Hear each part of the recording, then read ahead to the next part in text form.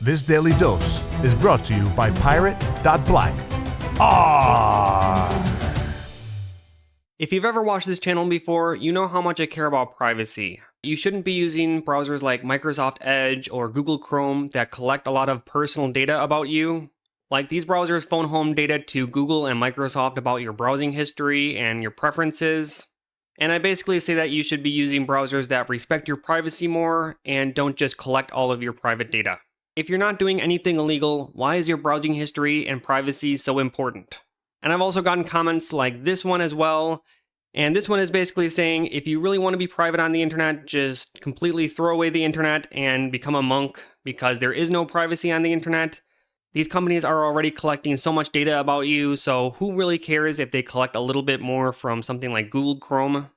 And so in this video, I kind of want to answer why I care about internet privacy and why I'm so against all this data collection by these big companies.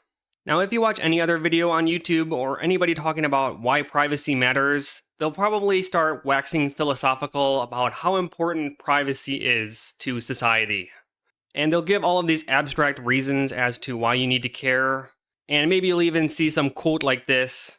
This is a quote that gets brought up a lot. Arguing that you don't care about the right to privacy because you have nothing to hide is no different than saying you don't care about free speech because you have nothing to say. Wow, that sounds really nice, but I don't think anybody is really going to be convinced as to why they need to start caring about privacy because of something like this.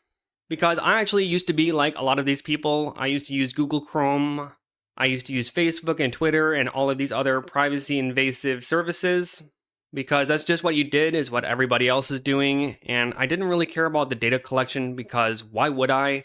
It's not really impacting my life at all, right? And so in this video, I'm going to skip all of the waxing philosophical about how important privacy is and just show you some real-world examples. And these are examples of real-world consequences that all of this data collection can lead to. And these are all recent examples just in the past few years. I didn't have to dig back in the archive. These are coming out almost every month now. And I want to show you firsthand why, even if you have nothing to hide, you should still care about privacy.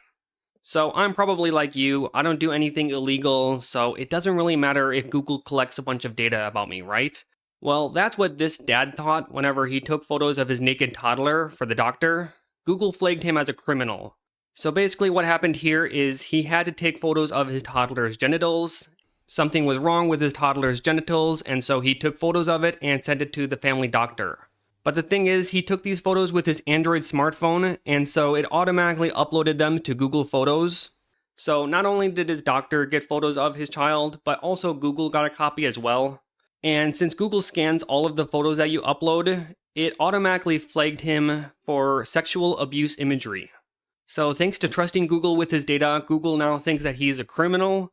And the consequences of this is that he completely lost his Google account, and he had data with Google for over 10 years, so a ton of his data was completely lost. He lost his phone plan with Google Fi. Basically everything in his life was connected to Google, and it was completely shut off in an instant. And not only that, but Google also started notifying the police. So what happened here is he received an envelope in the mail from the San Francisco Police Department, because after Google flags your account, then they automatically notify the police. And so he started to be investigated by the police. They looked for everything in Mark's Google account, his internet searches, his location history, and everything. And finally, the investigator concluded that no crime had occurred, and they concluded that it did not constitute child abuse or exploitation. But after all of that, he still didn't get his Google account back. So all of the data that he kept with Google for years is completely gone. There's nothing he can do about it. And this is just because he trusted Google with his data. He had absolutely nothing to hide. These were not sexual photos at all, but he still paid the price for it. Now, luckily he got off. He wasn't arrested or anything like that, but the next person was not as lucky. So this person spent nearly a week in jail, and he was accused of stealing purses in a state that he had never even visited. So how did this happen? So he was pulled over by the police in a traffic stop, and they handcuffed him, and they didn't even tell him what he had done. So apparently he was purchasing purses with stolen credit cards in a state that he had never been to. And all of this is thanks to some faulty facial recognition software. So this facial recognition algorithm, or AI, it basically said that he bore a resemblance to a suspect who had been recorded by a surveillance camera.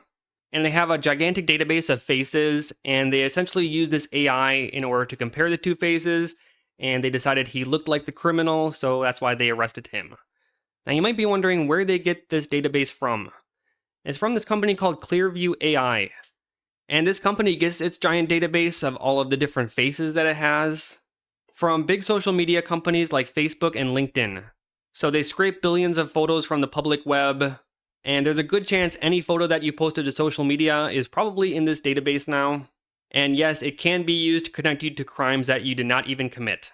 And so this is just one false arrest, but this is not the only time that this has happened. This has happened at least 4 other publicly known cases of wrongful arrests, and they're all involving black men. Yes, the AI really just said that all black people look the same. And the only reason that he's out now is because his family spent thousands of dollars on lawyers, and he did get out of jail after spending 6 days inside.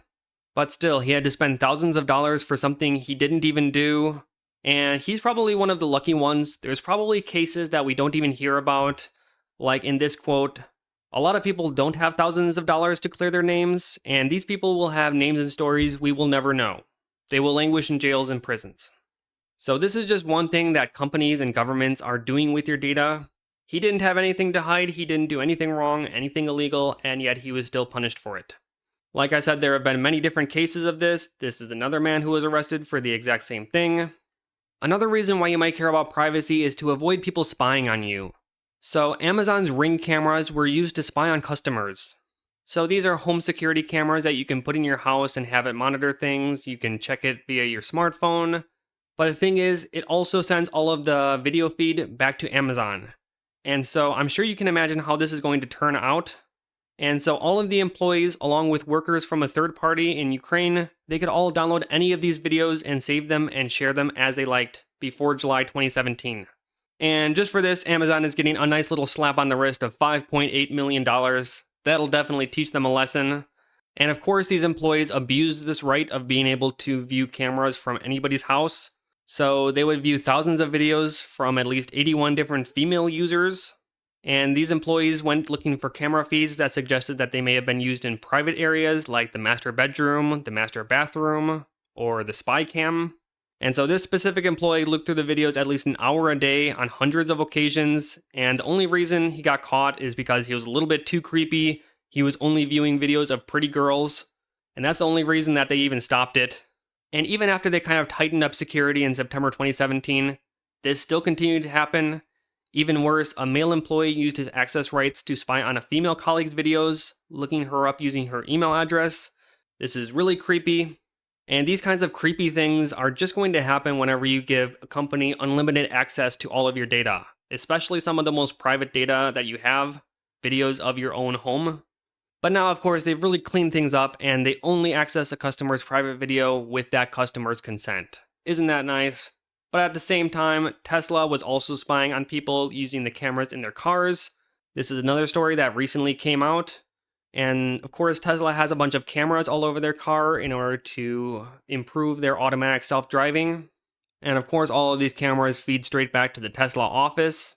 But for years, Tesla employees were sharing via group chat highly invasive videos and images recorded by customers' car cameras. And one ex-employee described a video of a man approaching a vehicle completely naked.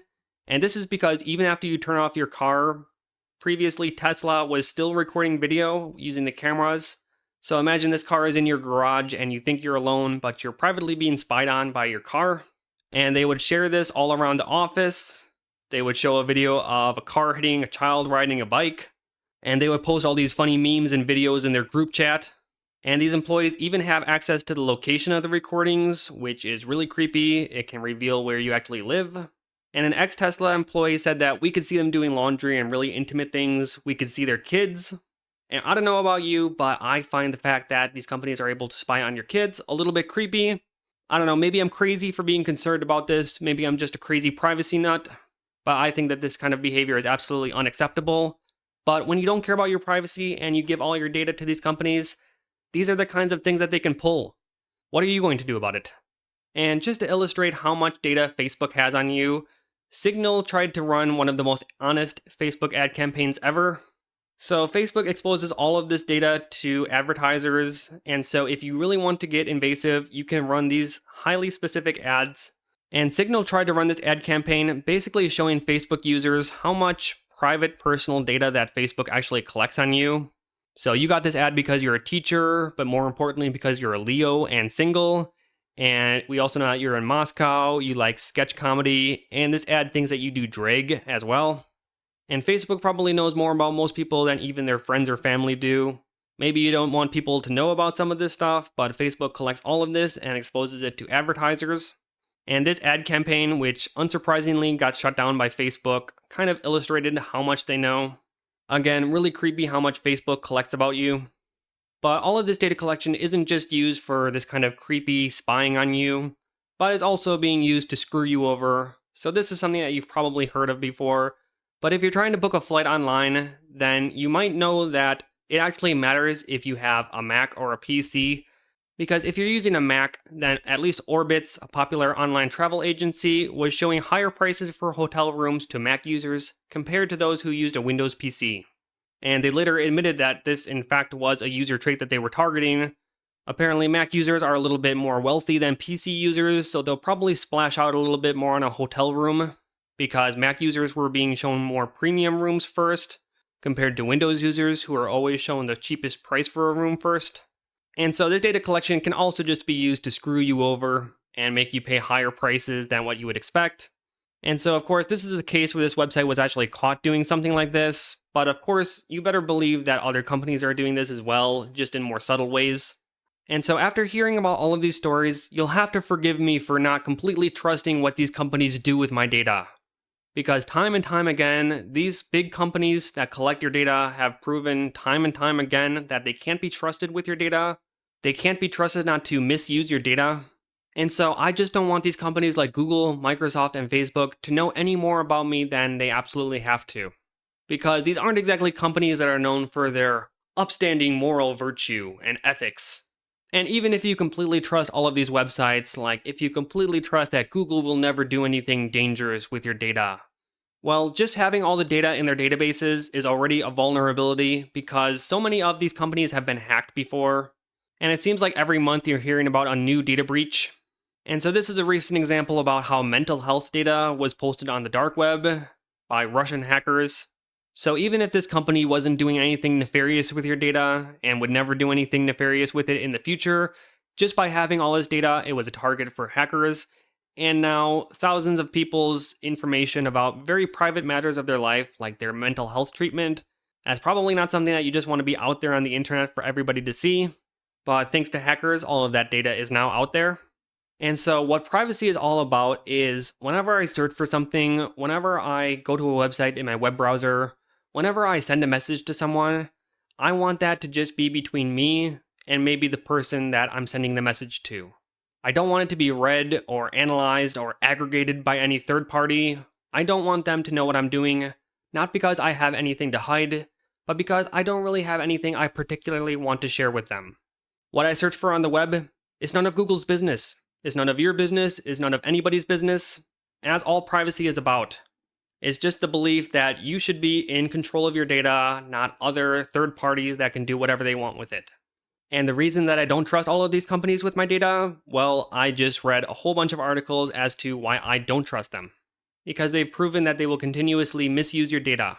Not only private companies, but governments, which also get their data from private companies. And so the best way to protect yourself is just to give as little data as you can to these companies. That's been my philosophy for a long time. And a lot of people act like you have to become a hermit. You have to delete all of the messaging apps and lose all of your friends in the name of privacy. And I don't believe that at all. A lot of things you can do to improve your privacy are very easy and painless. Like if you don't want Google to know all of your browsing history, all you have to do is not use Google Chrome. You can use Brave browser or Firefox. If you don't want Google to know all of your search history, you can use something like DuckDuckGo or Brave Search instead. If you don't want Google to read all of your emails, you can use something like ProtonMail or Skiff. And all of these services that I've just talked about are just as good, if not better, than Google's services and products. So you're really not missing out on anything. I don't expect you to cut off your family and friends who refuse to switch to something like Signal. That is very impractical. But you can just keep taking small steps to slightly improve your privacy and hand over less data to these big companies. You don't have to give up everything in the name of privacy, but the less data that you give away, the better and safer that you will be. And so that's why I care about privacy, and hopefully I've convinced you why you should care about privacy as well. Follow the treasure to pirate.black, because financial privacy today is freedom tomorrow. ARRR!